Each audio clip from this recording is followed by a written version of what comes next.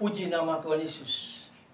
Kembali bertemu dengan saya, Pendeta Jonathan F. Lupulalam, pada hari Kamis tanggal 26 Mei tahun 2022. Mari kita minta pertolongan Roh Kudus untuk pembacaan dan pemberitaan firman Allah. Mari berdoa. Tuhan Yesus, kami bersyukur karena hari ini kami bisa merayakan hari kenaikan Tuhan Yesus ke surga. Dan saat ini kami juga mau membaca dan memberitakan firman Allah. Urapilah hamba-Mu dengan kuasa Roh Kudus-Mu dan berikan penerangan Roh Kudus kepada pendengar yang akan mendengarkan firman Tuhan ini. Berfirmanlah karena kami sudah siap untuk mendengarkan firman-Mu. Dalam kasih Kristus kami berdoa. Amin. Mari kita baca firman Tuhan yang diambil dari Markus pasal 16 ayat 15 sampai dengan ayat yang ke-20. Namun saya hanya membacakan ayat yang ke-15. Firman Tuhan berkata demikian, "Pergilah ke seluruh dunia dan beritakanlah Injil kepada segala makhluk." Demikianlah firman Tuhan. Yang berbahagia kita yang membaca, mendengar, memelihara, serta melakukan firman Allah. Haleluya. Tema kita pada hari ini adalah kita diutus untuk memberitakan Injil. Nah, saudara-saudara yang saya kasih dalam Yesus Kristus, hari ini kita diberkati oleh Tuhan karena kita bisa merayakan hari raya kenaikan Tuhan Yesus Kristus ke surga. Kita bersyukur karena semua orang Kristen di dunia merayakan hari kenaikan Tuhan kita Yesus Kristus ke surga. Nah, saudara-saudara yang saya kasih dalam Tuhan Kristus, ada dua hal yang menjadi pokok perhatian dalam perayaan kenaikan Kristus ke surga pada hari ini. Yang pertama, Kristus naik ke surga untuk menyediakan tempat bagi murid-muridnya dan juga bagi kita sebagai pengikut Kristus. Kenaikan Kristus berarti kembalinya Tuhan Yesus ke dalam persatuannya yang utuh dengan Allah Tritunggal. Terangkatlah Yesus ke surga, lalu duduk di sebelah kanan Allah. Dalam tradisi Yahudi, awan adalah gambaran kehadiran Allah. Allah menutupinya dari pandangan para murid yang sedang menyaksikan Yesus naik ke surga. Dengan kenaikan Kristus, Allah mengambil kembali putranya untuk masuk ke dalam kemuliaan bersama-sama dengan Allah Tritunggal.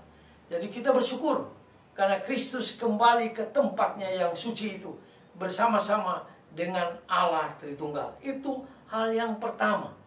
Hal yang kedua adalah kenaikan Kristus menjadi awal perutusan para murid-muridnya. Mereka pun pergilah memberitakan Injil ke segala penjuru. Nah, saudara-saudara yang saya kasih dalam Yesus Kristus, berita tentang Yesus harus diberitakan kepada segala bangsa karena Allah menghendaki keselamatan bagi semua orang. Itu pun yang dijelaskan dalam 2 Petrus pasal 3 ayat yang ke-9. Allah menghendaki supaya semua orang bertobat dan kembali ke jalan yang benar. Nah, saudara-saudara yang saya kasih dalam Yesus Kristus, bahkan berita tentang keselamatan ini akhirnya berlaku untuk setiap murid di setiap zaman dan sepanjang masa. Nah, mewartakan Injil dengan segala cara kepada semua orang sesuai dengan situasi, usia, dan budaya. Nah, saudara-saudara yang saya kasih dalam Yesus Kristus, tidak ada satu unsur pun yang dikecualikan. Dengan demikian, memberitakan Injil itu mutlak sebagai murid Kristus harus dijalankan. Siapa yang percaya dibaptis akan diselamatkan. Tetapi siapa yang tidak percaya akan dihukum. Jelas sekali diungkapkan di dalam Markus pasal 16 ayat yang ke-16. Nah, saudara-saudara yang saya kasih dalam Yesus Kristus, dengan kita percaya dan bertobat, bahkan dibaptis dalam nama Allah Tritunggal, yaitu Allah Bapa, Allah Anak, dan Allah Roh Kudus, maka semua orang diajak dan diajar untuk melaksanakan segala sesuatu yang diperintahkan oleh Tuhan Yesus sendiri. Itu dijelaskan dalam Matius pasal yang ke-28 ayat yang ke-20, bahwa kita semua harus memberitakan Injil ke seluruh penjuru dunia.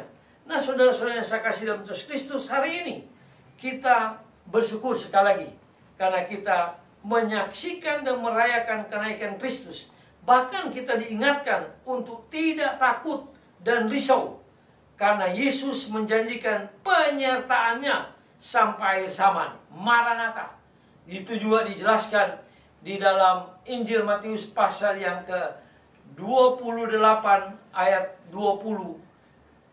Jelas sekali bahwa Immanuel, Tuhan beserta dengan semua orang, semua murid yang diutus Kristus untuk memberitakan Injil. Nah, saudara-saudara yang saya kasih dalam Yesus Kristus, Yesus terus menerus akan tinggal dan bekerja bersama dengan kita, bersama-sama dengan orang yang dikehendaki, yang memberitakan Injil dengan baik untuk dunia yang lebih dan bermartabat, supaya semua orang yang ada di dunia ini percaya kepada Kristus. Dan sekali lagi kita bersyukur karena kita masih menjadi kawan sekerja Allah, sehingga Allah mengutus kita untuk bersama-sama memberitakan Injil. Dan Allah akan terus bekerja sama dengan kita. Itu pun dijelaskan di dalam Roma 8 ayat yang ke-28. Dan Roma 1 ayat 16-17 mengatakan bahwa Injil itu adalah kekuatan Allah. Itulah sebabnya kita tidak perlu takut di dalam kita memberitakan Injil, karena Kristus sudah naik ke surga dan Dia menyediakan tempat bagi semua orang yang mau percaya kepada Kristus, yang mau bertobat. Dan Dia pasti kalau dipanggil Tuhan atau sambil kita menunggu kedatangan Kristus kedua, maka kita akan naik bersama-sama dengan Kristus, tinggal selama-lamanya di surga yang kekal, di mana Kristus naik pulang ke surga yang kekal itu. Mari kita tunduk kepala, kita berdoa. Tuhan Yesus, terima kasih karena hari ini kami masih diberi kesempatan oleh Tuhan Yesus merayakan hari kenaikan Tuhan Yesus ke surga. Dan juga kami diberikan kesempatan oleh Tuhan Yesus untuk memberitakan Injil. Kami diutus oleh Kristus untuk memberitakan Injil di dunia yang semakin hari semakin bengkok ini. Semakin banyak orang yang hidupnya penuh dengan dosa.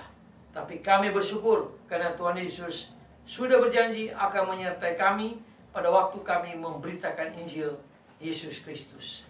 Ampuni dosa kami Tuhan dengan doa kami. Dalam nama Tuhan Yesus, Gembala kami yang sangat baik, kami berdoa dan bersyukur. Haleluya, amin.